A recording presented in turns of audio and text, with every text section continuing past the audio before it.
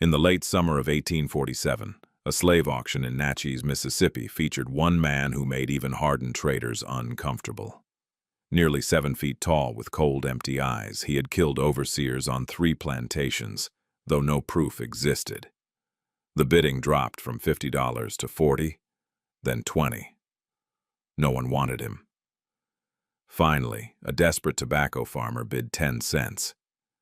10 cents for a man whose silence concealed a terrible secret that would spread terror across the Cotton Belt and expose a network of revenge so calculated, so patient, it would haunt slaveholders for generations. Before we continue with the story of Ghost Jacob, hit that subscribe button. Where are you watching from? Drop your location in the comments below. The man worth 10 cents? Silas Merrick had expected many things when he traveled to Natchez in August 1847, but returning home with a 7-foot slave purchased for less than the price of a loaf of bread was not among them. The auction house on Silver Street had been crowded that morning, packed with plantation owners fanning themselves against the oppressive humidity, their eyes sharp and calculating as they evaluated human merchandise with the same attention they might give to livestock or furniture. The man who would become known as Jacob stood on the auction block at 10:30, his wrists shackled with iron that looked almost delicate against his massive forearms. His frame somehow made the platform seem smaller, and the auctioneer, a rotund man named Pettigrew, who had been selling slaves for 20 years, seemed nervous as he read from papers that looked worn and heavily amended. 4 previous owners in 6 years. No recorded acts of violence, yet each plantation had sold him at a loss, eager to be rid of him despite his obvious physical capabilities and youth. Pettigrew started the bidding at $50, a reasonable price for a field hand of such size and apparent strength. But something in the slave's eyes, something cold and distant and utterly without fear, made the crowd hesitate. His gaze swept across the assembled planters with the detached curiosity of a man examining insects, and wherever his eyes landed, bidders seemed to shrink back slightly.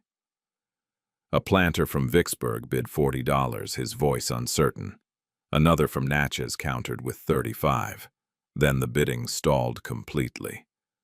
Men who had come specifically to purchase labor suddenly found reasons to examine other merchandise. They whispered among themselves, sharing stories they had heard through the informal network that connected plantations across the Deep South. 3 overseers dead on 3 different plantations where this slave had worked. No evidence connecting the deaths to him, no witnesses, no proof of wrongdoing. But the timing was always suspicious, always within months of his arrival. Heart attacks, falls from horses, a drowning that seemed accidental but left questions unanswered. The price dropped to $20. Then $15. The auctioneer's voice took on a desperate edge, sweat beading on his forehead despite the shade of the auction house awning. This was a waste of valuable auction time, and the slave's presence seemed to be making the other potential buyers uncomfortable, affecting the mood of the entire proceedings. $10, someone called out from the crowd, more as a joke than a serious bid. A few men laughed nervously. When no one countered, Pettigrew actually looked relieved, ready to accept any offer that would remove this unsettling man from his block. That was when Merrick, standing in the back of the crowd with dust on his boots from the long ride, made his fatal decision. He had traveled 40 miles with exactly $63 in his pocket, hoping to purchase 2 young field hands to replace the aging slaves who could barely manage his tobacco harvest anymore. But seeing this giant being offered for less than a good pair of boots, his bankrupt desperation overrode his caution. 10 cents, he called out, his voice cracking slightly. The room went silent. Men turned to stare at him with expressions ranging from pity to amusement. The auctioneer blinked, uncertain if he had heard correctly. "Did you say 10 cents, sir?" Merrick nodded, already regretting the impulse. "Sold," Pettigrew announced. sold to the gentleman for 10 cents. The Plantation of Desperate Men. Merrick's tobacco plantation, Thornfield, sat 15 miles outside Natchez on land that had once been profitable, but now struggled under debt and declining yields that made every harvest feel like a gamble with bankruptcy. The main house was modest by plantation standards, a 2-story wooden structure with peeling paint and a sagging porch that Merrick kept promising himself he would repair when money allowed. Behind it, 12 slave cabins formed 2 uneven rows, their condition reflecting the plantation's slow decline into poverty and desperation. He owned 12 slaves, all of them aging or sick or marked by injuries that had never properly healed, all of them as desperate as Merrick himself to avoid being sold south to the brutal sugar plantations of Louisiana, where slaves died with regularity that shocked even hardened overseers. There was old Moses, nearly 70 and half-blind but still capable of light work.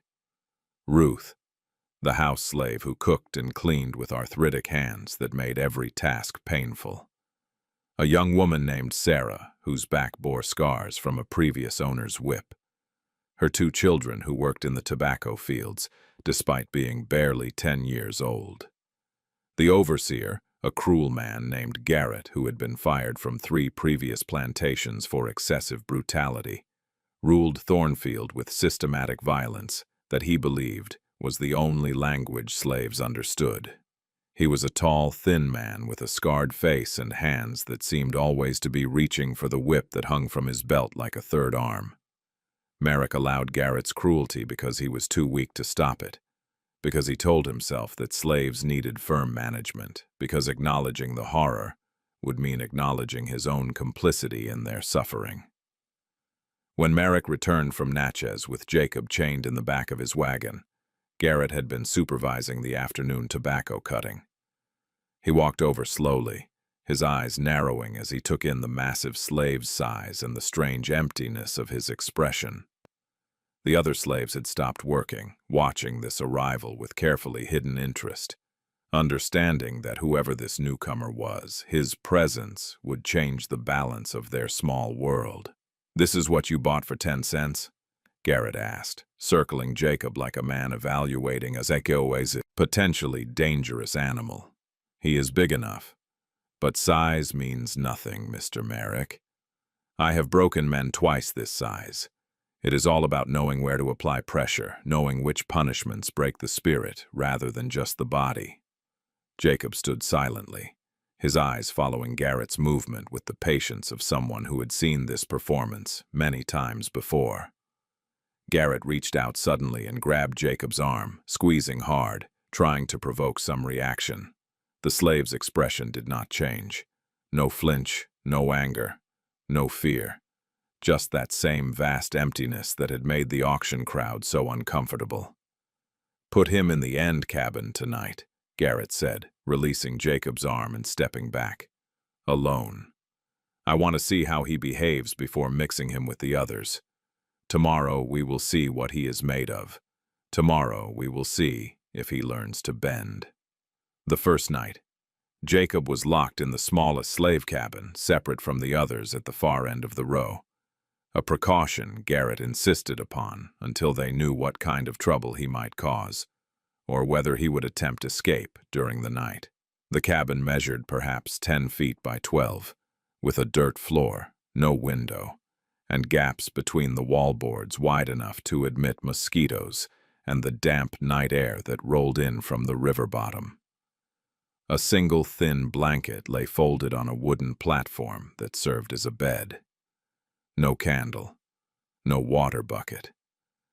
Just darkness and the smell of old sweat and fear that seemed to have soaked into the wood itself over years of occupation. But through the thin walls, the other slaves in the neighboring cabins could hear something unexpected as the night deepened and the plantation settled into uneasy sleep. Not the sound of a man plotting escape or rage. Not the cursing or weeping that often came from new arrivals on their first night in bondage's new hell. But humming. Low, rhythmic, almost melodic. a sound that seemed to vibrate through the very structure of the cabin and spread through the quiet darkness, like water seeping through dry ground.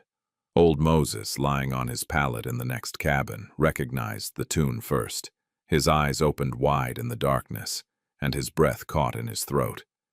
It was a song he had not heard in 60 years, not since he was a small child, barely off the slave ship from West Africa. A song his mother had sung in a language he no longer remembered, but that lived somewhere deep in his bones. A song about patience, about water wearing down stone, about the slow, inevitable victory of time over tyranny. A song that spoke of waiting and watching and remembering every wrong until the moment came to make all accounts balance. Ruth, in the cabin she shared with Sarah and the children, stopped her evening prayers when she heard it. She had heard songs like this before, carried on the Underground Railroad, passed from plantation to plantation, by people who moved through the South like ghosts. These were not songs of sorrow or resignation. These were songs of coordination, of signals passed between people who refused to accept their bondage as permanent. She glanced at Sarah, and in the faint moonlight coming through the gaps in the walls, she saw the younger woman's eyes were wide with something that might have been hope or might have been terror.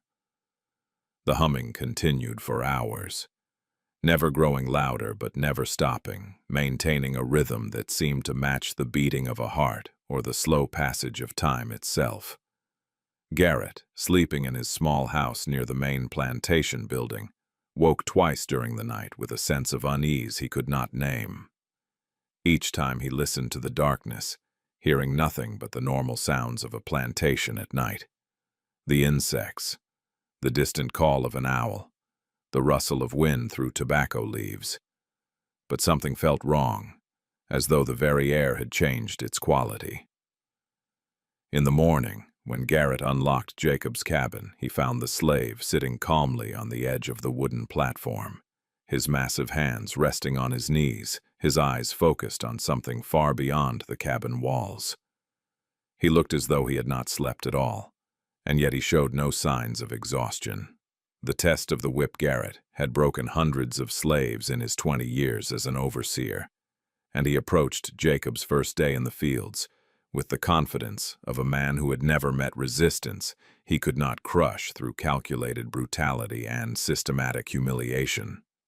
He had developed a philosophy about slave management, believing that the first week determined everything, that establishing absolute authority immediately prevented future challenges and made all subsequent control easier. He had explained this philosophy to Merrick over breakfast, describing his methods with the clinical detachment of a craftsman, discussing his tools. He assigned Jacob to the hardest work available, clearing stumps from a new field that Merrick hoped to convert to cotton production. The stumps were massive, roots of old growth trees that had been felled months earlier, but whose underground networks still gripped the soil with stubborn strength. This was labor that typically required 3 men working in rotation, using axes, shovels, and leverage to gradually loosen and extract each stump over the course of hours. It was backbreaking work that left men exhausted and sometimes injured when roots snapped unexpectedly or tools slipped in sweating hands. Garrett stood watching from the shade of a nearby oak, his whip coiled in his hand, waiting for the inevitable moment when Jacob would slow, when exhaustion would create the excuse for punishment that would establish the proper relationship between overseer and slave. The other slaves had been positioned in adjacent fields where they could witness this breaking, where they could learn through Jacob's example what happened to those who resisted or failed to meet expectations. Sarah worked nearby, cutting tobacco, her eyes flickering toward Jacob with nervous frequency. But that moment of weakness never came. Jacob worked with mechanical precision, his massive hands gripping an axe that looked almost small in his grasp. He attacked the first stump with methodical efficiency, cutting away roots, digging beneath the base, using leverage and patient force to loosen the entire structure. His face expressed nothing. No strain, no anger, no awareness of being watched and judged. He simply worked, his movements economical and purposeful, as though he was performing a task that required attention but not emotion. By noon, when Garrett called a brief rest for water, Jacob had cleared 2 complete stumps, progress that should have taken a full day for a normal crew. He drank from the water bucket without speaking, his breathing barely elevated, his shirt soaked with sweat but his posture still upright and controlled. Garrett felt the first prickling of unease. This was not normal. Slaves broke. They showed weakness. They created opportunities for discipline that reinforced authority. But Jacob simply returned to work after his brief rest, attacking the 3rd stump with the same mechanical efficiency as the first. The afternoon sun beat down with brutal intensity, temperatures rising past 90 degrees, humidity making the air feel thick enough to chew. The other slaves had slowed considerably, their movements sluggish with heat exhaustion. But Jacob continued at exactly the same pace, never speeding up, never slowing down, working with the tireless consistency of a machine rather than a man. By the time Garrett finally called an end to the workday at dusk, Jacob had cleared 5 stumps completely, twice the work that should have been possible. Garrett approached slowly, the whip still in his hand, searching for some excuse to use it. But Jacob's work was flawless. The pattern emerges. Over the following weeks, a strange pattern developed at Thornfield that unsettled both Merrick and Garrett in ways they struggled to articulate to each other during their evening conferences on the plantation house porch. Jacob worked harder than any slave either man had ever seen, completing tasks with inhuman endurance, never complaining, never speaking beyond the minimal responses required when given instructions, never showing any sign of the resentment that burned in every other enslaved person's eyes, like barely contained fire waiting for fuel. Merrick was initially delighted, believing he had discovered a miracle, that his 10-cent purchase was actually worth a fortune, and that his decision at the Natchez auction had been brilliant rather than foolish. He calculated that Jacob's labor output equaled that of 3 normal field hands, which meant the slave had effectively paid for himself within the first week. He bragged about his purchase to neighboring planters, describing Jacob's capabilities with the enthusiasm of a man who had stumbled upon unexpected wealth. But none of his neighbors seemed impressed. Instead, they looked at him with expressions that mixed pity with a kind of morbid curiosity, as though waiting to see how this situation would resolve itself. But the other slaves at Thornfield began to notice things that Merrick and Garrett, blinded by their assumptions and prejudices, completely missed. The way Jacob watched everything with those cold, empty eyes, memorizing schedules, observing weaknesses, noting which slaves were beaten most often, and which overseers were most cruel in their punishments. He was gathering information with the patience of someone who had all the time in the world, filing away details that seemed insignificant individually, but that together formed a complete understanding of the plantation's operations and vulnerabilities. Old Moses noticed that Jacob always positioned himself during work so that he could see the comings and goings from the main house. Ruth observed that Jacob's cabin, despite being locked every night, somehow showed signs of having been exited and re-entered. Small things, barely noticeable. The blanket folded differently than she remembered from when she had delivered his evening meal, dirt on the floor that suggested footprints despite the door having been secured. Sarah saw Jacob watching Garrett with an intensity that went beyond mere observation, studying the overseer's movements and habits with the focus of someone planning something complex and dangerous. 3 weeks after Jacob's arrival, Ruth found an opportunity to speak with him alone. She had been sent to deliver water to the field where he was working on a new stretch of fence, and Garrett had been called away to deal with a problem at the tobacco barn. She approached slowly, her old joints aching in the afternoon heat, and set the water bucket down near where Jacob was digging post holes with mechanical precision.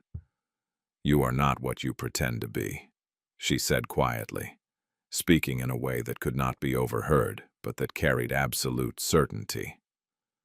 Jacob continued working for several moments, giving no indication he had heard.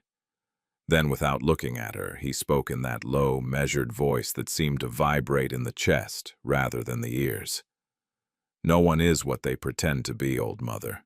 We all wear masks because the alternative is death." Ruth felt a chill despite the heat. "The other places you worked, the overseers who died, that was not accident, was it?" Jacob finally looked at her, and something in his eyes made her take an involuntary step backward. "Some men," he said carefully, "plant seeds not knowing what harvest they will reap. Some seeds grow into justice." She understood then what Merrick and Garrett had not. They had not purchased a slave. They had invited death into their home. The locked room discovery. 3 months after Jacob's arrival, one of the house slaves, an elderly woman named Ruth who had served the Merrick family for nearly 40 years, was cleaning Silas Merrick's study on a humid October morning when she discovered something that would change everything. She had been dusting the bookshelves, running her cloth over the spines of volumes that Merrick never read but kept for appearances, when her elbow accidentally knocked against a section of wall paneling that sounded hollow when struck. Curious, she pressed against it more deliberately, and to her surprise, a small panel swung inward, revealing a hidden compartment behind the desk. Inside was a leather-bound ledger, its pages covered with Merrick's cramped handwriting, documenting transactions and correspondence that made no sense in the context of normal plantation business. Ruth's ability to read, carefully hidden from every white person she had ever known, was the product of secret lessons from a Quaker woman who had once visited Thornfield years ago. She had taught Ruth and 2 other slaves the forbidden skill, knowing it was illegal in Mississippi but believing that knowledge was the first step toward freedom. Now that forbidden education allowed Ruth to understand the horror contained in Merrick's hidden records. The ledger detailed payments made to plantations across Mississippi and Alabama for information about specific slaves, particularly those with histories of resistance or unusual physical characteristics. There were lists of names, most of them crossed out with dates beside them written in red ink. Beside each name was a location and a brief description of how that person had died. Natural causes, accident, illness, disease. But the frequency and pattern were impossible to ignore. Every name on this list had been associated with Jacob at some point, either as an owner, an overseer, or a trader who had handled his sale. Most disturbing of all were a series of letters from other plantation owners, written in tones that ranged from curious to terrified. A planter in Alabama described the mysterious death of his head overseer 3 weeks after purchasing a slave matching Jacob's description. Another letter from Mississippi detailed the sudden fatal illness of a plantation owner, known for his brutal treatment of slaves, an illness that came on with shocking speed and left doctors baffled. A third letter, written in a shaking hand, begged Merrick to send information about a tall slave recently sold, offering a substantial reward for any intelligence about his background or intentions. Ruth read through the entire ledger with growing horror and understanding. She had suspected something after her conversation with Jacob weeks earlier, but this documentation revealed a conspiracy far larger and more organized than she had imagined. Jacob was not working alone. He was part of a network, a systematic operation that moved targeted slaves between plantations, specifically to position them near men who had committed atrocities. The deaths were not random. They were executions, carried out with patience and precision, designed to appear natural while sending a message that only other slaves would truly understand. At the back of the ledger, she found something even more chilling, a list of names without dates beside them yet, men who had been identified, but not yet judged.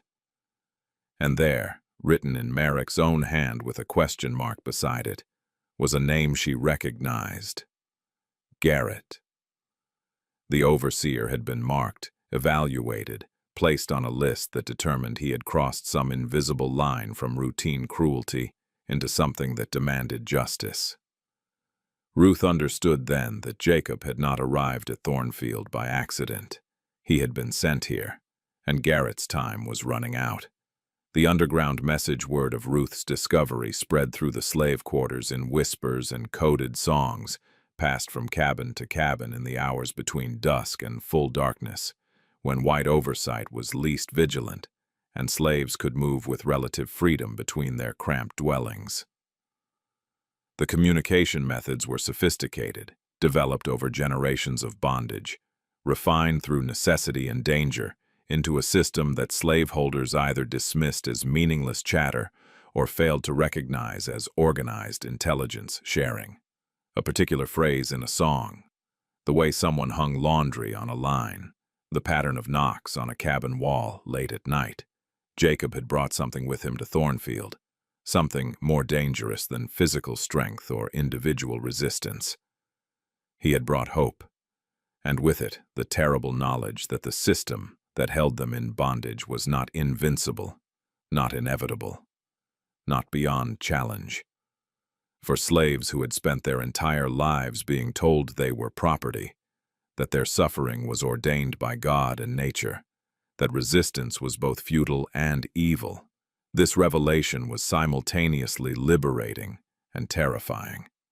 It meant their pain was not meaningless, but it also meant they bore responsibility for what happened next. Some slaves were terrified, knowing that if Jacob was caught, if his network was exposed, they would all be punished with a severity that made routine brutality seem mild. The standard response to slave conspiracy was execution, not just of the conspirators, but of anyone who might have known about the plot and failed to inform their masters. Whole quarters had been whipped until someone confessed. Families had been separated and sold as punishment for the resistance of a single member. The fear was rational, based on bitter experience with retribution that fell on the innocent as readily as the guilty. Others felt something they had not experienced in years, perhaps something they had never experienced. The possibility that their suffering might have an end, that justice, however delayed, might still arrive, that the men who whipped them might themselves face consequences, that the women who had been raped might see their attackers brought low, that the children torn from their mothers' arms might be avenged. It was a dangerous hope, the kind that could sustain a person through unbearable circumstances, or could break them completely when inevitably disappointed. Old Moses had lived long enough to see multiple slave rebellions planned and crushed. He remembered the whispers about Nat Turner in Virginia, about the coordinated uprising that had killed 55 white people before being brutally suppressed with a death toll among slaves that numbered in the hundreds. He remembered the tightening of restrictions afterward, the laws that made it illegal to teach slaves to read, the increased patrols, the casual violence that intensified as slaveholders sought to prevent future resistance through overwhelming terror. He was not certain whether Jacob's network was brilliant or suicidal, whether it represented real hope or just another path to mass graves and broken families. Sarah, younger and less scarred by experience, found herself drawn to the possibility that Garrett might actually face justice for what he had done. She bore his marks on her back, scars from a whipping he had administered for the crime of pausing to rest during tobacco harvest. She had watched him brutalize others, had seen him smile while inflicting pain, had heard him justify his cruelty with biblical quotations about the curse of Ham and the natural order. The thought that he might die, that his victims might be avenged, filled her with an emotion so intense it frightened her. Garrett's growing paranoia. The overseer had begun to notice changes he could not explain through any rational understanding of plantation operations or slave behavior. Tools going missing from locked sheds and reappearing days later in different locations, positioned in ways that suggested they had been used but showing no signs of damage or theft. Locks that seemed to have been picked and carefully reset, leaving scratches so faint they might have been imagination, but that accumulated into a pattern of intrusion. Horses that became inexplicably skittish at night, whinnying and stamping in their stalls as though sensing a presence that remained invisible to human eyes. His sleep grew troubled, plagued by nightmares of being watched, of shadows that moved with impossible silence through the darkness outside his small house. He would wake in the dead of night with his heart pounding, certain he had heard footsteps on his porch, only to find nothing. When he lit a candle and checked the doors and windows, the nightmares had a consistent quality. He was always alone, always aware of being hunted, always running through darkness that grew thicker with each step until he could barely breathe. And always, just before waking, he would glimpse a figure behind him. Tall, silent, patient. Waiting, Garrett increased patrols, walking the quarters at irregular hours, trying to catch slaves in some violation of the curfew rules or evidence of the conspiracy. He felt growing around him like invisible vines. He added more locks to storage buildings, to the smokehouse, to the barn where valuable equipment was kept.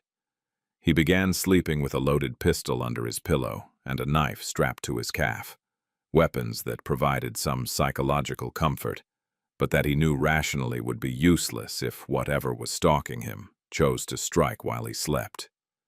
He beat slaves for infractions real and imagined, trying to reassert control that seemed to be slipping away like water through his fingers. A slave who looked at him too directly received 10 lashes. Another who worked too slowly spent a night locked in the root cellar.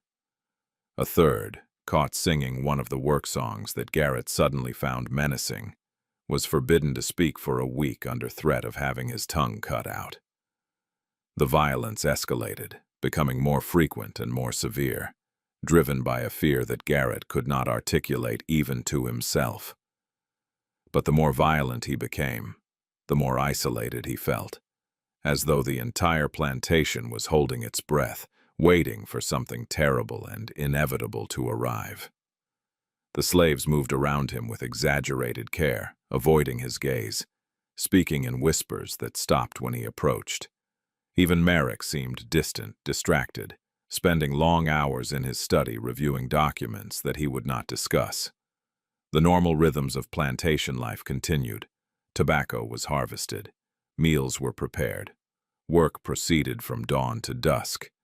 But underneath it all was a tension that made Garrett's skin prickle with constant unease. He watched Jacob obsessively, convinced the massive slave was at the center of whatever conspiracy was developing. But Jacob gave him nothing. No suspicious behavior, no whispered conversations, no signs of planning or coordination. He simply worked with that same mechanical efficiency, day after day, never complaining, never resisting, never showing any emotion beyond that vast, empty patience. It was this very lack of reaction that terrified Garrett most. A normal slave showed fear or anger or resentment. Jacob showed nothing, as though he existed in a different reality entirely, unbothered by threats or violence or the power that Garrett wielded over every aspect of his physical existence. The Night Visitor. On November 3rd, 1847, Garrett woke in his cabin to find Jacob standing at the foot of his bed, and in that moment of confused terror between sleep and waking, the overseer understood that everything he had feared was about to come true.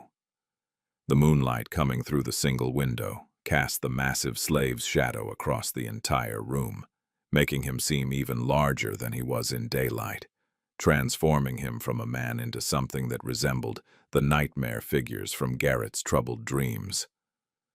The silence was absolute. No sound of forced entry. no indication of how Jacob had bypassed the locked door. Garrett's hand shot toward the pistol he kept under his pillow, his fingers closing around the wooden grip with desperate speed, his thumb reaching for the hammer to cock the weapon. But Jacob moved with impossible speed for someone so large, his hand closing around Garrett's wrist like an iron manacle, applying pressure that sent sharp pain shooting up the overseer's arm and forced his fingers to release the gun. The weapon fell to the floor with a dull thud that seemed impossibly loud in the silent cabin. For a long moment, neither man moved. Garrett could feel his heart hammering against his ribs, could hear his own breathing harsh and panicked in the darkness. Jacob's grip remained firm but not crushing, holding the overseer's wrist with exactly enough force to prevent movement while avoiding breaking bones. It was a calculated restraint that was somehow more terrifying than outright violence, suggesting a control and precision that came from extensive practice. Then, for the first time since arriving at Thornfield, Jacob spoke at length, his voice low and measured, each word carrying the weight of years of careful planning and patient observation. "You have three choices, Garrett. You can scream and die tonight. You can run and die tomorrow. Or you can listen and learn why you are already dead." The matter-of-fact tone, devoid of anger or hatred, made the threat more credible than any shouted declaration would have been. Garrett's throat had gone completely dry, his voice emerging as a hoarse whisper. "What do you want?" Jacob released his wrist and stepped back slightly, though still positioning himself between the overseer and the door, blocking any possibility of escape. "I want you to understand that you have been judged, not by me alone, but by a council of 12 men who have spent years documenting the crimes of overseers and planters across the Deep South. You have been weighed, Garrett, and you have been found wanting." The overseer's mind raced through possibilities, each one more desperate than the last. He thought of screaming for help. But Jacob's warning made clear that would end with his immediate death. He thought of trying to fight, but the massive slave's strength made that suicidal. He thought of bargaining, offering money or cooperation, but something in Jacob's eyes suggested that conventional negotiations would be meaningless. This was not a robbery or a simple act of revenge. This was something far more organized and far more dangerous. "You whipped Sarah Johnson until she lost her child," Jacob said quietly. "That was 15 months ago, on a Tuesday afternoon in August. You do not remember it because it was routine to you, one punishment among hundreds. But we remember, Garrett. We document everything. And now you will answer for what you have done." The specificity was terrifying, revealing surveillance and record-keeping that Garrett had never imagined possible, suggesting an organization that operated beneath the surface of plantation society, with capabilities that made his assumed power seem fragile and illusory. The confession of the overseer. What Jacob revealed to Garrett in that moonlit cabin changed everything.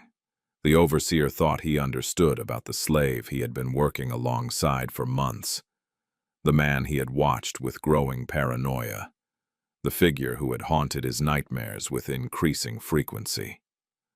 Jacob was not one man. He was 12 different men, all of them matching his description closely enough to be mistaken for the same person, all of them working together across a network of plantations throughout the Deep South in a coordinated campaign of justice that had been operating for nearly a decade without detection by authorities or slaveholders. They called themselves the 12 Judges, and they had been systematically targeting the most brutal slaveholders and overseers, killing them with methods that appeared natural or accidental, creating fear and uncertainty, without ever being caught or identified as a unified organization. Each judge was responsible for a specific territory, moving between plantations through a network of sales and trades that appeared random, but were actually carefully orchestrated by free blacks, sympathetic Quakers, and former slaves who operated what amounted to an underground railroad dedicated not to escape, but to retribution. Garrett listened with mounting horror as Jacob described the system in clinical detail, his voice never rising above that same measured tone, reciting facts as though discussing crop yields or weather patterns, rather than organized murder and conspiracy. The network maintained detailed records of atrocities committed by slaveholders throughout the region. When a man crossed an invisible line, when his cruelty exceeded even the normalized brutality of plantation life, his name was added to a list. The 12 judges would convene through coded messages, review the evidence, and render judgment. Then one of the judges would be positioned, through carefully arranged sales, on that man's plantation. "You have been marked for death," Jacob said, "since the moment you whipped Sarah Johnson until she miscarried. That was 15 months ago, on a Tuesday afternoon in August. You do not remember it because it was routine to you, one punishment among hundreds you have administered. But we remember, Garrett. We document everything." Garrett felt his bladder loosen slightly, shame mixing with terror as he struggled to maintain control. The specific incident Jacob mentioned was lost in a blur of violence that characterized his work, indistinguishable from dozens of other punishments he had inflicted without thought or consequence. The deaths were executed with patience and precision. Heart attacks induced through poisons that left no trace and mimicked natural cardiac failure. Falls from horses arranged through subtle sabotage of saddles or bridles. Drownings that appeared accidental, but resulted from carefully weakened boat planks or strategic blows that caused disorientation. Illnesses that doctors attributed to common diseases but that actually resulted from toxins, administered gradually over weeks. The judges had learned from watching slaveholders themselves, studying the methods by which they killed slaves with impunity, and turning those same techniques against their oppressors. Jacob explained that 17 plantation owners and 23 overseers had been executed over the past 8 years. Some of them had been prominent men whose deaths were mourned as tragic losses to their communities. But each one had committed atrocities that went beyond the casual brutality that characterized slavery as an institution. They were the innovators of new tortures, the men who bred humans like livestock, the overseers who killed for entertainment rather than discipline, the planters who raped children and justified it with biblical quotations about property rights and natural hierarchy. Garrett tried to speak, to bargain, to explain that he had only been following orders and enforcing the rules that every plantation operated under. But Jacob cut him off with a gesture. "You were not following orders when you smiled while inflicting pain. You were not enforcing rules when you invented new punishments for your own amusement. You enjoyed it, Garrett. That is why you were judged. Not for maintaining discipline, but for taking pleasure in suffering. That is what separates men like you from men who are simply trapped in an evil system." The overseer understood then that he faced not just death, but exposure. Everything he had done, every act of cruelty he thought was private or forgotten, had been witnessed and recorded. The network knew things about him that he barely remembered himself, details that could be verified and corroborated, evidence that would condemn him even in a society that generally tolerated violence against slaves. His legacy would not be that of a stern disciplinarian maintaining order. It would be that of a sadist who had finally faced consequences for his depravity. But Jacob offered something unexpected, a choice that Garrett had not anticipated, a possibility that suggested the judges were not simply killers, but were working towards something larger than individual vengeance. "You can die tonight," Jacob said quietly, "and be remembered as another overseer who suffered an unfortunate accident. Or you can help us expose the system that created men like you, testify about the network of traders and planters who profit from this machinery of suffering, provide evidence that might actually change something, rather than just removing one more evil man from a world full of them." The price of mercy. Jacob offered Garrett something unprecedented in the overseer's experience, something that violated every assumption he had made about how this confrontation would end. A choice. He could die tonight, quietly and efficiently. His body discovered in the morning with all the appearance of natural causes, another victim of the heart ailments that plagued men who lived under the stress of plantation management. Or he could help expose the network of slave traders and brutal planters who supplied the system with its endless supply of human suffering, who profited from misery and justified it with economics and scripture and pseudo-scientific theories about racial hierarchy. Garrett would have to testify, to provide evidence documented over his 15 years as an overseer, to betray every principle of white solidarity that had protected the institution of slavery from meaningful scrutiny or challenge.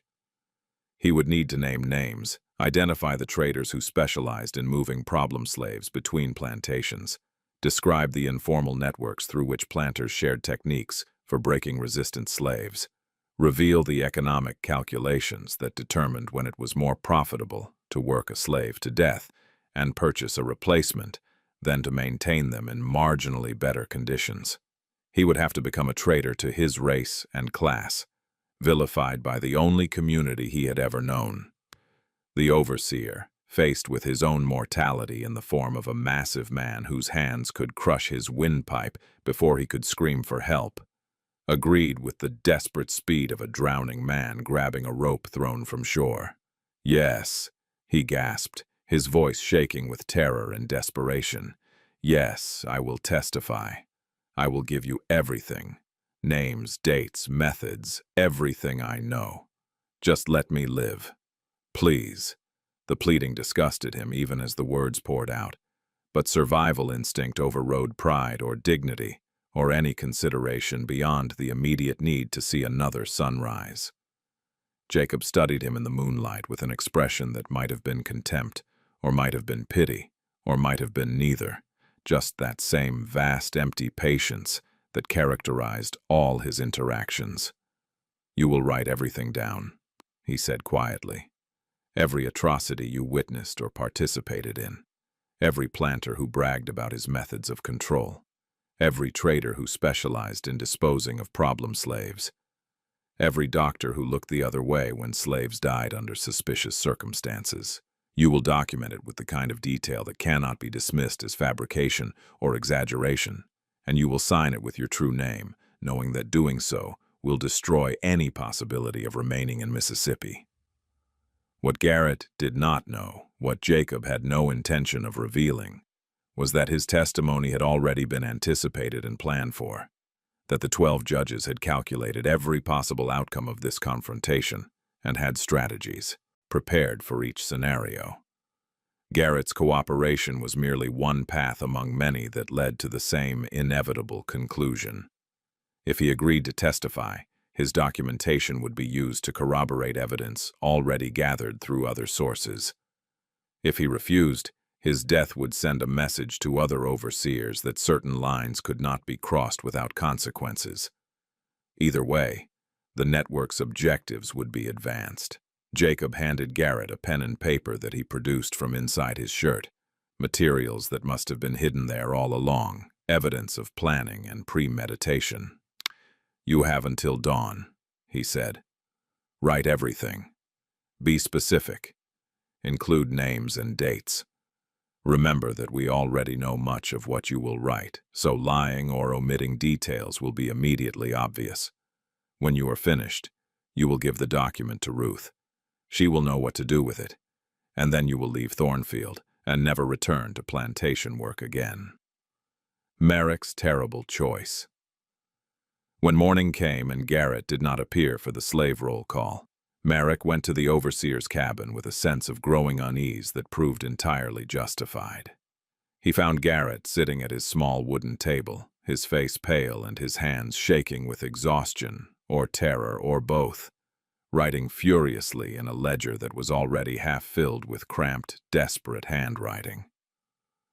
The overseer looked up when Merrick entered, and something in his eyes made the plantation owner stop in the doorway, suddenly uncertain whether to advance or retreat.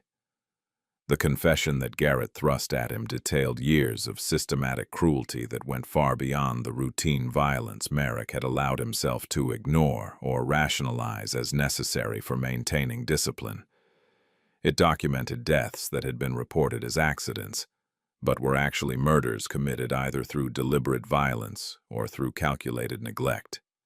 It described a network of traders who sold problem slaves back and forth between plantations, creating a shadow market for slaves deemed too resistant or too damaged to be profitable. Men and women who would be worked to death in the most brutal conditions, and whose deaths would be attributed to their own supposed deficiencies rather than to the treatment they received. Merrick read the pages with growing horror, his hands beginning to shake as badly as Garrett's. Realizing that his own plantation, his own small kingdom of tobacco and bondage, was just one small piece of a vast machinery of exploitation that stretched across the entire South. Names he recognized appeared throughout the document. Respectable planters he had dined with, traders he had purchased slaves from, doctors who had treated his own family. All of them implicated in a system that exceeded even his understanding of slavery's brutality. All of them connected through informal networks that coordinated the suppression of slave resistance and the disposal of human beings who failed to meet productivity standards. And now that machinery had been infiltrated by something that could not be controlled or contained through the usual methods of violence and intimidation.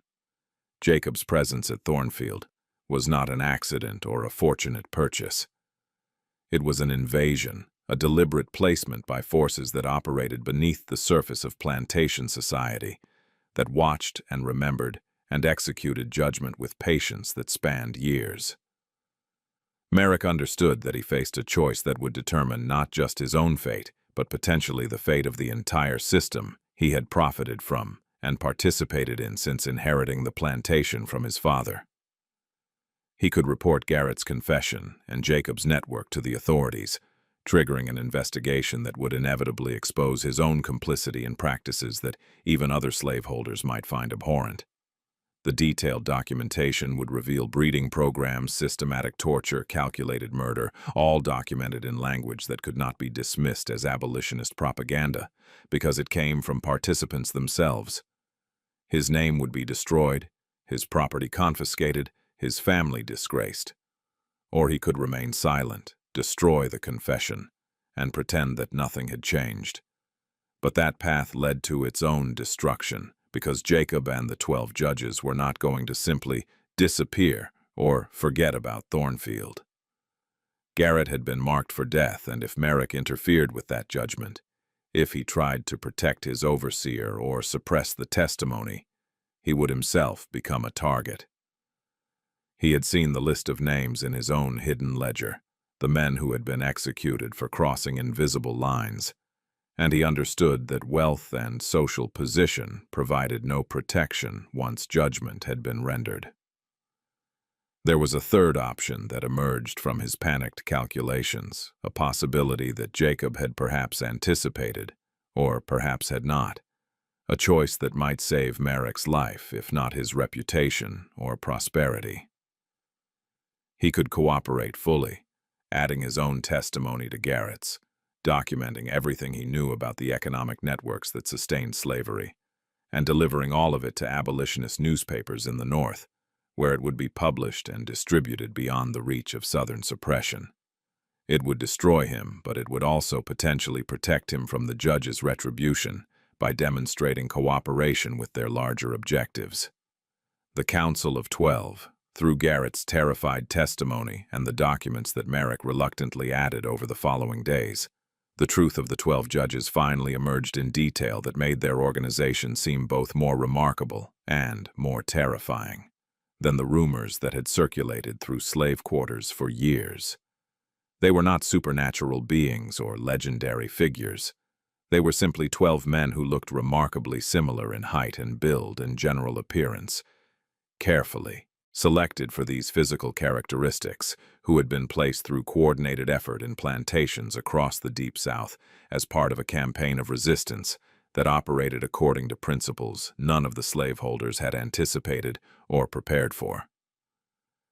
The network behind the judges included free blacks who operated as traders and craftsmen, moving between plantations with legitimate business purposes that provided cover for intelligence gathering and coordination. There were sympathetic Quakers who provided safe houses and documentation, who forged papers and maintained correspondence that appeared innocent but contained coded messages about atrocities and targets.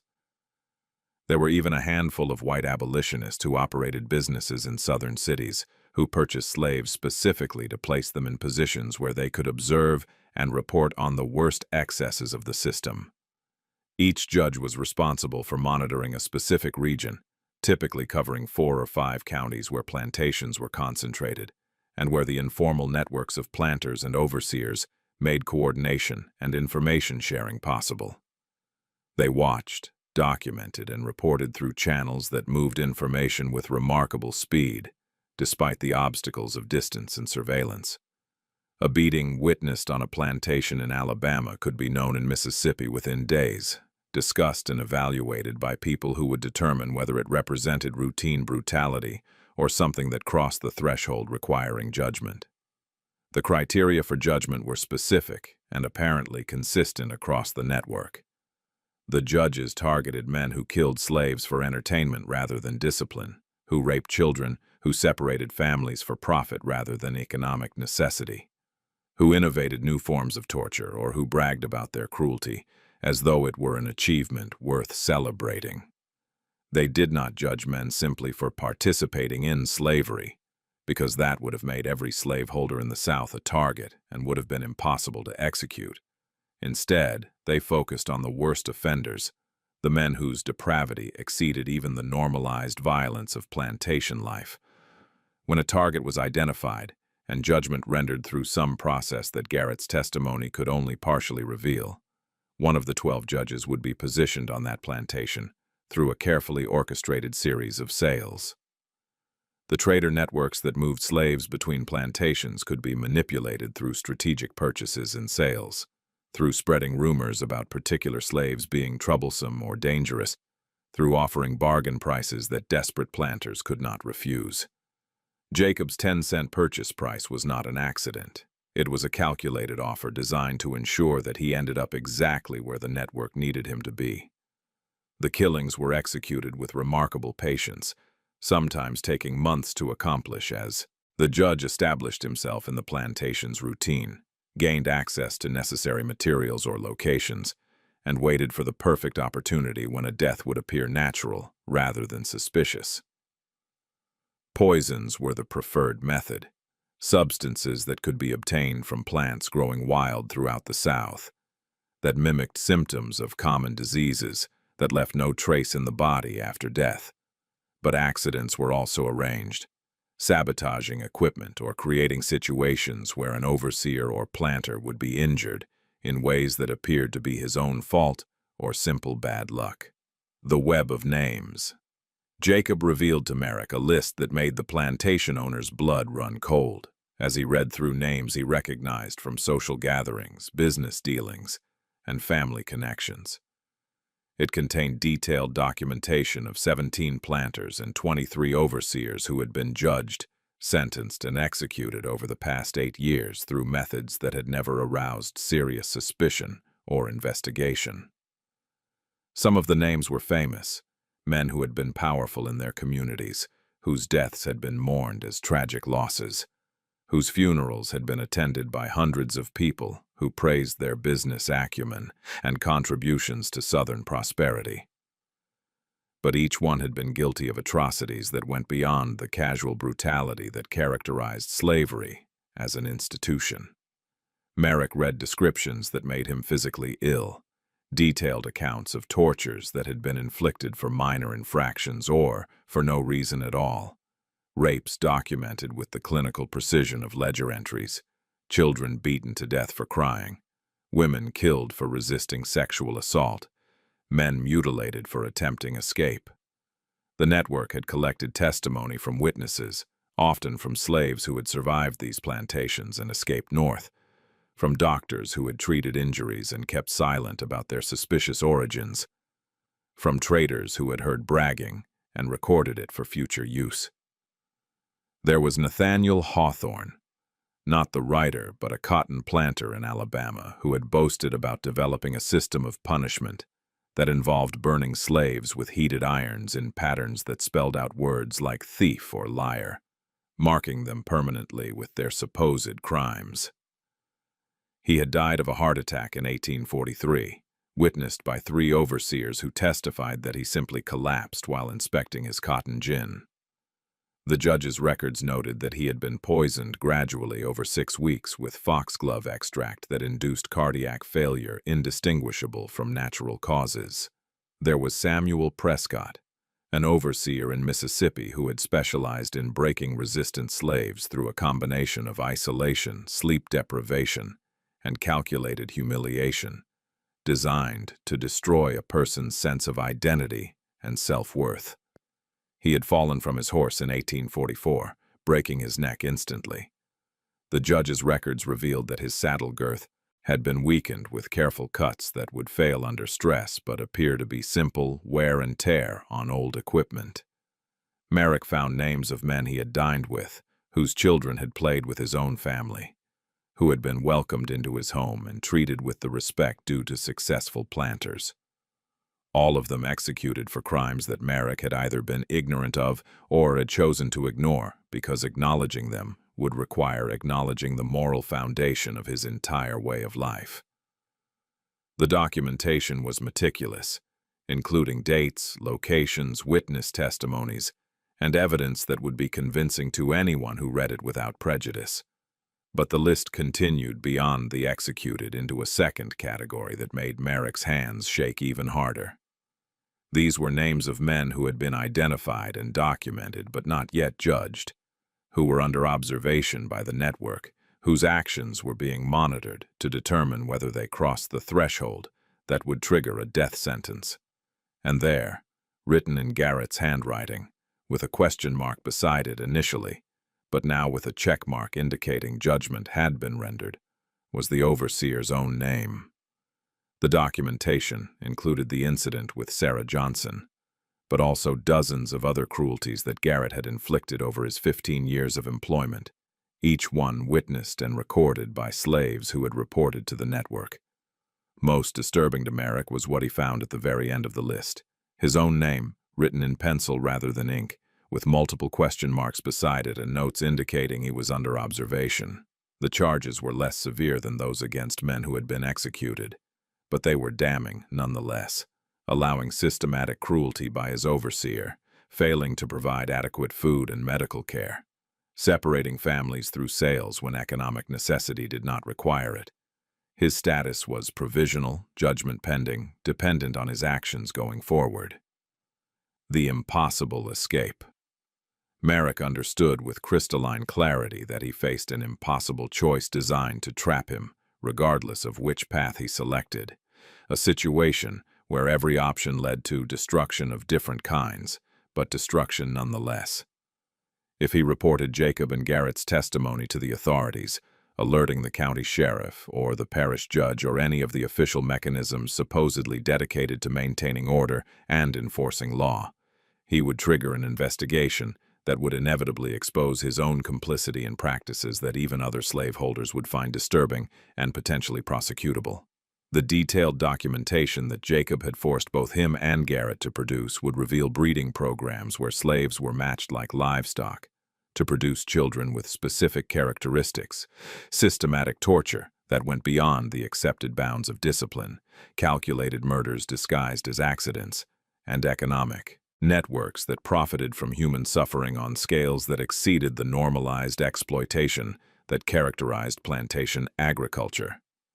His name would appear throughout these documents, not as an innocent victim of conspiracy, but as an active participant who had knowingly allowed and profited from atrocities that violated both law and basic human decency.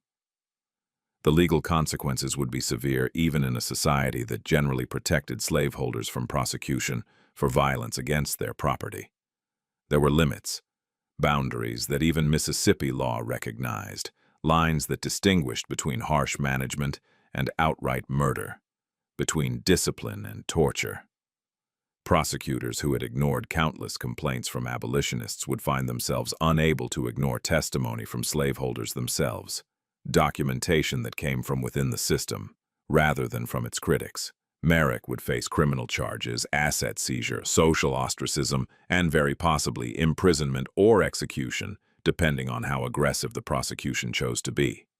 But if he remained silent, if he destroyed the confessions and pretended that nothing had changed, if he tried to continue operating Thornfield, as though Jacob were just another slave and Garrett just another overseer whose cruelty was regrettable but necessary, he would be allowing a network of slave resistance to continue operating, killing white men with impunity, undermining the very foundation of plantation society.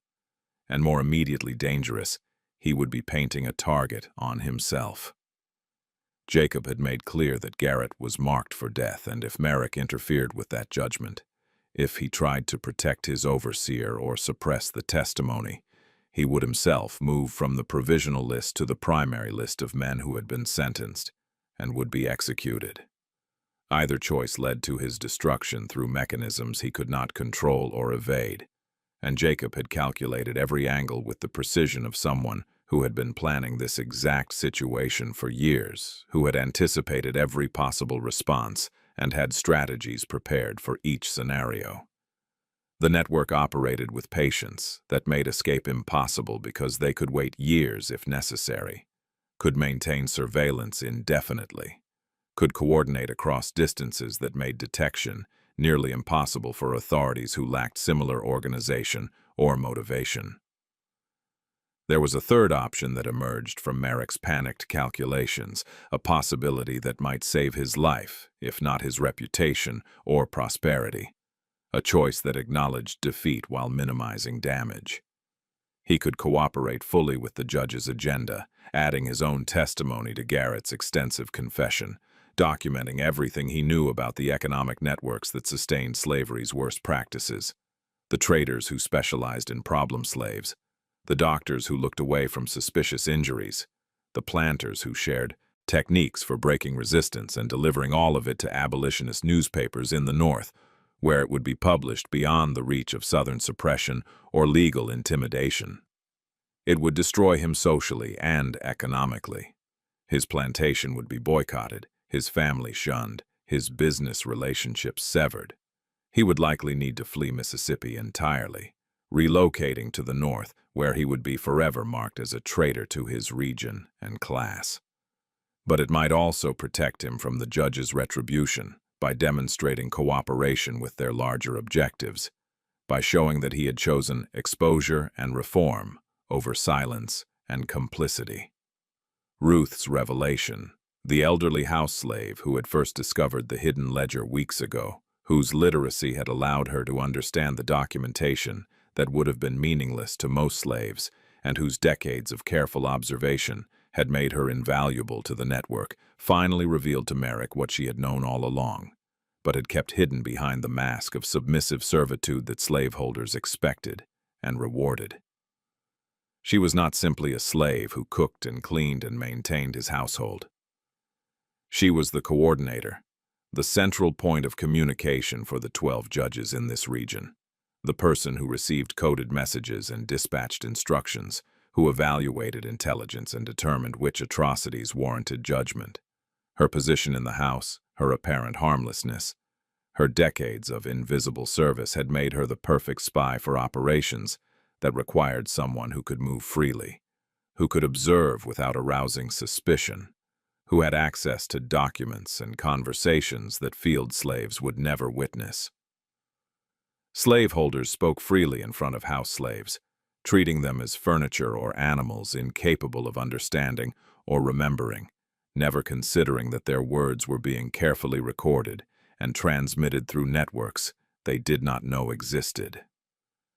She had been documenting everything for 15 years, every beating she witnessed or heard about, every rape that occurred in the plantation house, every child sold away from their mother, every act of casual cruelty that slaveholders committed, believing no one was recording their crimes for future accountability. All of it had been written in code in letters that appeared to be simple gossip exchanged between house slaves on different plantations, correspondence that overseers occasionally read and dismissed as harmless chatter about cooking recipes and household management, and the romantic entanglements of field slaves. But encoded within these seemingly innocent letters were detailed intelligence reports about atrocities, identifications of the worst offenders, evaluations of which planters might be susceptible to intimidation or conversion, assessments of which overseers were sadists versus which were simply men trapped in an evil system doing what they believed was required for survival. All of it had been used to build cases against men who thought themselves untouchable, protected by law and custom and the fundamental structure of Southern society.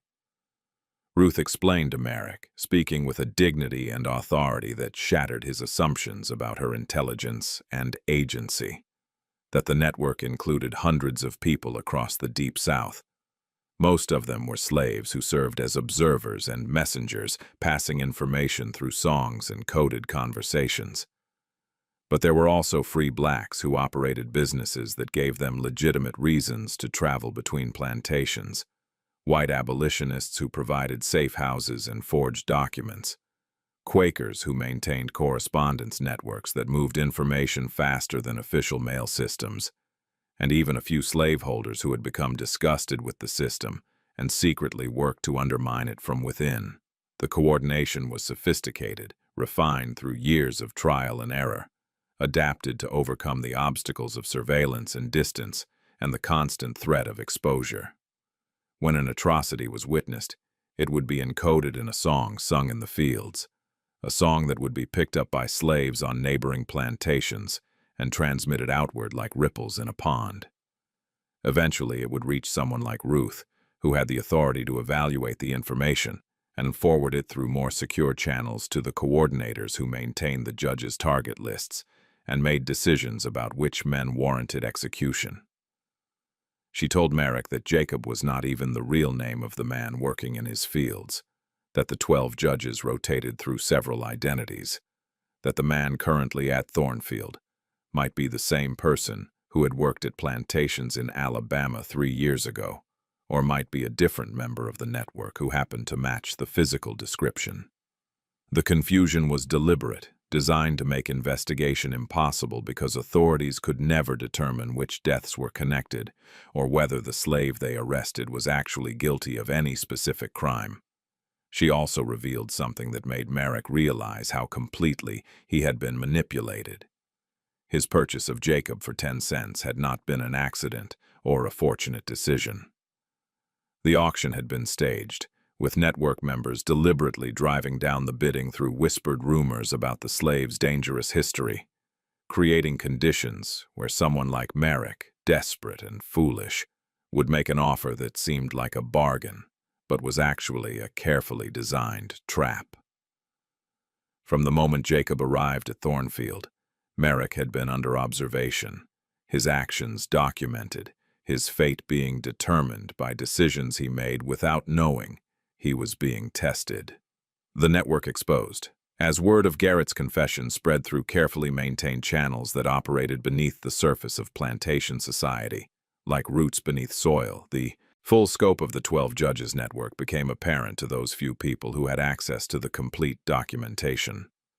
It was far larger than anyone had imagined, far more sophisticated than the casual conspiracies that slaveholders occasionally worried about, far more patient and systematic than the spontaneous rebellions that erupted periodically and were crushed with overwhelming violence that served as warning to others who might consider resistance.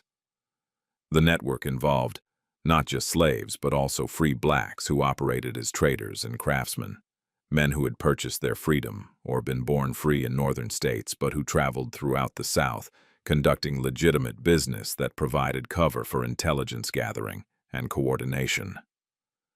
There was Samuel Brooks, a furniture maker in Natchez who visited plantations to repair cabinets and tables, whose access to plantation houses allowed him to overhear conversations and observe documents left carelessly on desks. There was Marcus Williams, a blacksmith in Vicksburg who shod horses and repaired tools, whose work brought him into contact with slaves who needed equipment fixed, and who would whisper information while he hammered metal into shape. White abolitionists provided crucial support, particularly Quakers whose religious convictions against slavery made them willing to risk prosecution and violence to undermine the institution. They maintained correspondence networks that appeared to be simple business communications or religious discussions, but that contained coded information about atrocities and targets. They provided safe houses for escaped slaves moving north, but also for judges who needed to disappear after executions and be repositioned in different regions. They forged freedom papers and bills of sale, documents that allowed the network to move people with identities that could not be easily traced or verified. Most surprising were the handful of sympathetic plantation owners, men who had inherited slaves and plantations, but who had become disgusted with the system they were part of, who could not bring themselves to simply free their slaves because doing so would bankrupt them and likely result in the freed slaves being re-enslaved by less scrupulous men, but who wanted to do something to resist the worst excesses they witnessed. These men provided intelligence about their neighbors, warned the network about planned crackdowns or increased patrols, occasionally helped position judges on target plantations through sales or trades that appeared motivated by normal business considerations. The network moved information with remarkable speed despite the obstacles of distance, surveillance, and illiteracy among most slaves. Songs carried coded messages that could travel hundreds of miles in days. Quilt patterns hanging on cabin walls indicated safe houses or warned of danger. The way someone wore a hat or tied a scarf could signal identity or alert others to the presence of coordinators. Travelers would stop at plantations and engage in seemingly casual conversations that actually transmitted detailed intelligence reports through phrases and references that had specific meanings to trained listeners, but sounded like harmless gossip to anyone else. Jacob had not infiltrated Thornfield alone or without support. He had brought with him the accumulated weight of a decade of careful organization, the resources of a network that spanned multiple states, the intelligence gathered by hundreds of observers who documented cruelty and identified targets. His arrival had been coordinated through multiple levels of communication, timed to coincide with Garrett's worst offenses, positioned to maximize impact, not just on Thornfield, but on the entire region, as Merrick's eventual testimony would expose networks that extended far beyond one plantation. The documentation that Merrick finally saw, compiled from multiple sources and presented in organized form by Ruth, revealed patterns that were invisible to individual observers but became clear when information was aggregated. Certain traders specialized in moving problem slaves, creating pipelines that funneled resistant individuals toward plantations known for brutal treatment, where they would either be broken or worked to death. Certain doctors provided medical justification for cruelty, writing reports that attributed slave deaths to inherent weaknesses rather than to the treatment they received. Certain planters coordinated their methods, sharing techniques for punishment and control, creating informal academies of torture disguised as business discussions. Merrick's final decision, faced with the impossible choice between exposing the network and protecting his own complicity, understanding that silence meant death while testimony meant destruction. Merrick chose a third path that Jacob had not explicitly anticipated, though he had perhaps hoped for it through the careful way he had structured the plantation owner's options. He would free all his slaves immediately, providing them with papers and what modest financial resources he could spare, documenting his own crimes in a confession that matched Garrett's in detail and self-incrimination, and turning both sets of testimony over to abolitionist newspapers in the North, where publication would be guaranteed despite Southern attempts at suppression. It would destroy him financially, removing the labor force that made tobacco cultivation possible and eliminating any possibility of selling the plantation to recover his investment, since no buyer would touch property associated with such scandal. It would destroy him socially, making him a pariah among the only community he had ever known, forcing his family to bear the shame of his association with atrocities that even other slaveholders would condemn once documented in such detail. It would likely force him to flee Louisiana entirely, relocating to the north or perhaps to Europe, where he might escape the immediate consequences, though the stain would follow him forever. But it would also prevent his name from moving from the provisional list to the primary list of men who had been sentenced to death by the 12 judges. It would demonstrate cooperation with the network's larger objectives of exposing and undermining slavery's worst practices. It would be remembered, perhaps, not as heroic resistance, but as cowardly self-preservation, the choice of a man saving himself rather than seeking justice.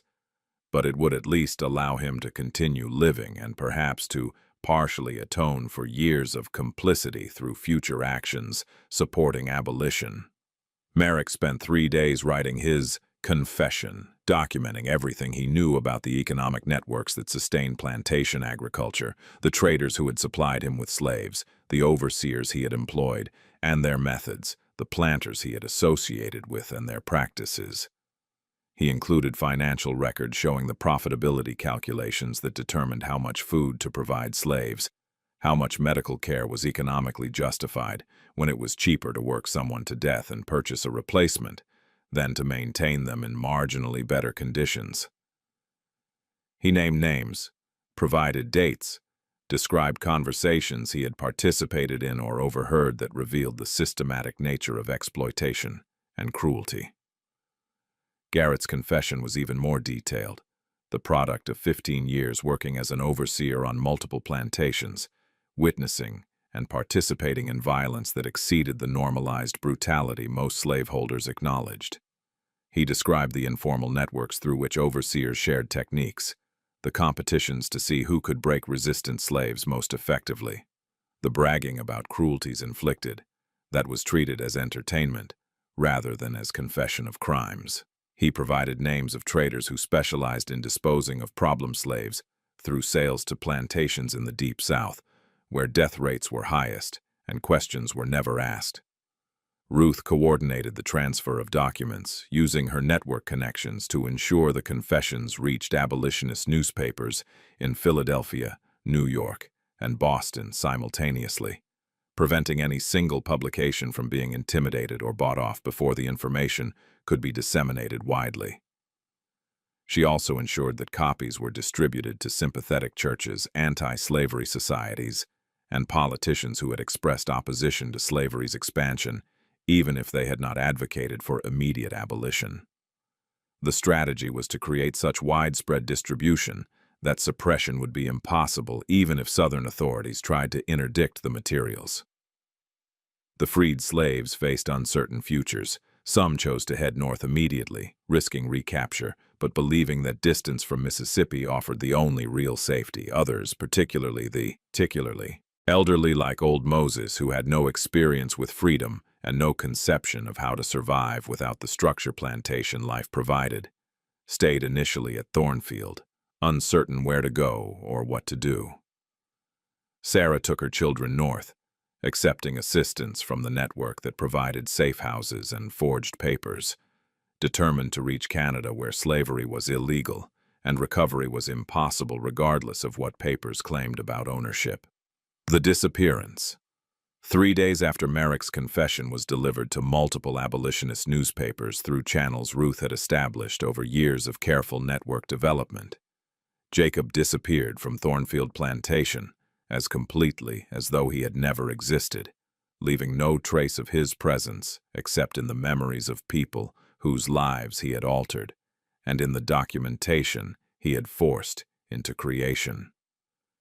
He simply walked away in broad daylight, past overseers who seemed not to see him despite his massive size, through fields where slaves worked without looking up as though they had been instructed to ignore his departure, as though he had become invisible through collective agreement to forget his presence. The other 11 judges vanished simultaneously from their respective plantations across Mississippi, Alabama, Louisiana, and Georgia, coordinated through signals that authorities could never decode despite intensive investigation after the confessions were published, and the network's existence became undeniable. Some simply disappeared during the night, their cabins found empty at morning roll call with no sign of forced locks or struggle. Others walked away during work details, noticed by overseers only after they had been gone for hours, and distance made pursuit futile. One reportedly said goodbye to fellow slaves, announcing calmly that his work was finished, and it was time to move to the next assignment, treating his departure as though it were a routine job change rather than an escape from bondage.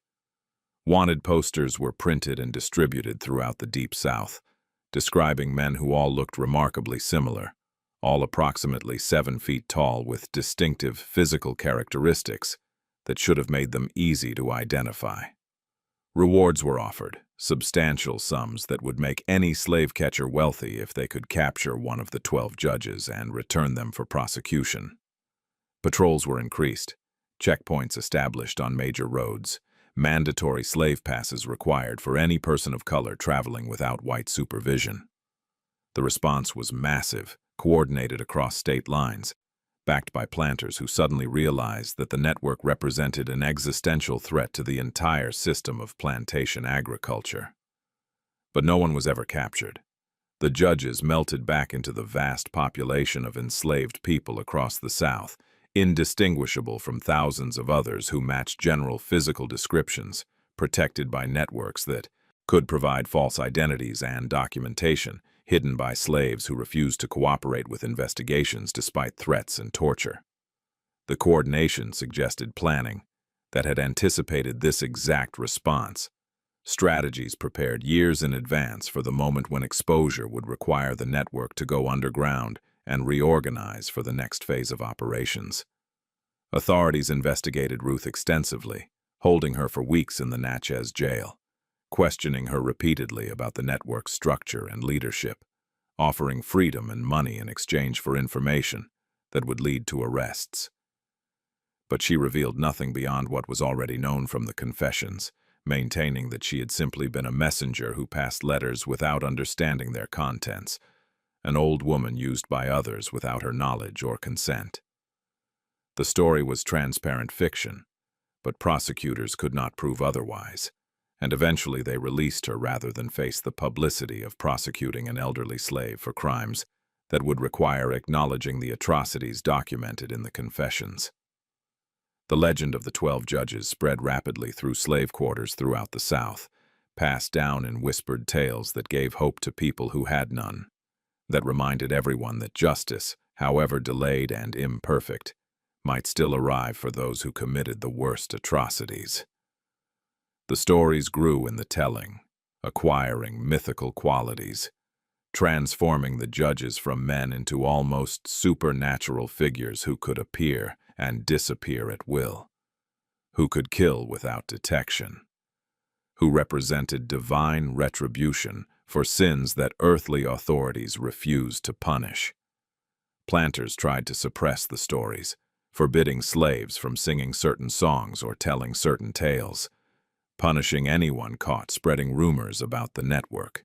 But suppression only made the legend stronger, confirming its importance and power, demonstrating that slaveholders feared the very idea of organized resistance more than they feared individual acts of rebellion. The story of the man bought for 10 cents became a parable about hidden value and delayed justice, about patience and planning triumphing over immediate power, about the possibility that the system that seemed invincible might contain within itself the seeds of its own destruction. The legacy of 10 cents. Merrick's confession, combined with Garrett's detailed testimony and Ruth's decades of documentation, created a scandal that rippled through plantation society in late 1847 and continued spreading throughout 1848, appearing in northern newspapers under sensational headlines, being read from pulpits by abolitionist ministers, discussed in political debates about slavery's expansion into new territories, used as evidence by activists who argued that the institution was fundamentally incompatible with American values of justice and human dignity. The details were too horrifying and too well documented to dismiss as fabrication or abolitionist propaganda, coming as they did from slaveholders themselves rather than from the system's critics. Northern newspapers published extensive excerpts focusing particularly on the economic calculations that determined slave treatment, the breeding programs that treated human beings like livestock, the systematic nature of cruelty that went far beyond the isolated incidents that even slavery's defenders acknowledged as regrettable. Editorial writers used the confessions to argue that slavery corrupted everyone it touched, that the absolute power planters held over their slaves inevitably led to atrocities, that the system could not be reformed, but only abolished entirely if America wanted to live up to its founding principles about human equality and natural rights. Abolitionists used the story at speaking engagements and fundraising events, reading passages from the confessions to shocked audiences who had perhaps understood slavery as an economic system they disagreed with but had not fully comprehended the human cost in terms of individual suffering. Frederick Douglass referenced the case in speeches, using it to counter arguments that slavery was a benevolent institution that civilized Africans, pointing out that the documented practices revealed a system dedicated to breaking human spirits and extracting profit regardless of cost in lives or dignity. Southern planters denounced the confessions as lies manufactured by abolitionists who had coerced or bribed Merrick and Garrett into providing false testimony designed to inflame Northern opinion and interfere with Southern rights to manage their own affairs without external interference. Newspapers in New Orleans, Natchez, and other Southern cities published editorials attacking the credibility of the witnesses, noting their obvious self-interest in exaggerating their crimes to curry favor with abolitionists who might protect them from prosecution. Some suggested the entire affair was a hoax, that the network of judges had never existed except in the paranoid imaginations of guilt-ridden slaveholders looking for excuses to abandon their social responsibilities. But the fear remained among planters and overseers who knew the confessions contained truth, even if they publicly denied it. For years afterward, plantation owners were nervous about purchasing slaves who fit Jacob's description, careful about which overseers they hired and how much authority they granted them, cautious about documenting their own practices in ledgers that might someday be used as evidence against them. Trust eroded within the informal networks that had coordinated slave management, as men wondered whether their associates might be secretly cooperating with abolitionists or whether their own slaves might be gathering intelligence for networks they had not known existed. The story of the 12 judges became legend in slave quarters throughout the South, passed down through generations even after the Civil War ended slavery and made the network's original mission obsolete. It was told to children as a reminder that their ancestors had resisted, that bondage had not been accepted passively, that slaves had found ways to fight back even under the most oppressive conditions. The tale evolved over time, acquiring details that may or may not have been historically accurate, but that served important purposes in maintaining cultural memory and identity.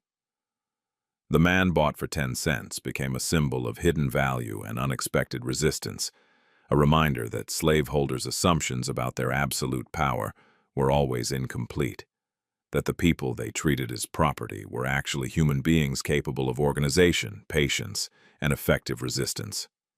The story carried lessons about the importance of networks and coordination, about the power of information and documentation, about the possibility that systems that seemed invincible might contain within themselves the seeds of their own destruction if people were willing to work together across years or decades to exploit those weaknesses.